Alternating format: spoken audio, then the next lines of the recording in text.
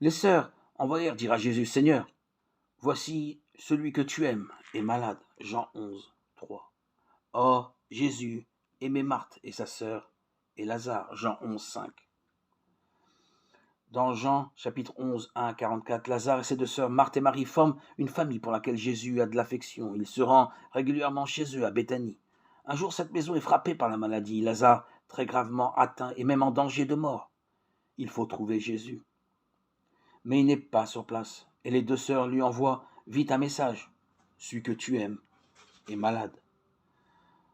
Marthe et Marie font appel à Jésus alors que Lazare est encore vivant. Mais le Seigneur ne se met pas en route immédiatement. Il reste encore 2 jours à l'endroit où il se trouve. Et dans l'intervalle, Lazare meurt.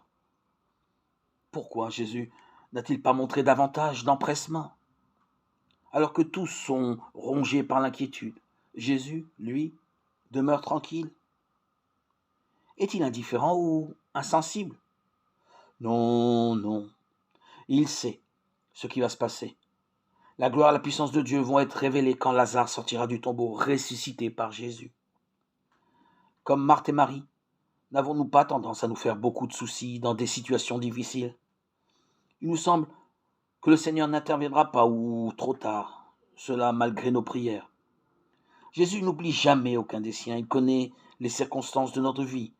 Faisons-lui confiance. En son temps, il agira selon ses pensées de paix. Jérémie 29, 11. Pour chacun des siens, il fait toutes choses bien. Marc 7, 37.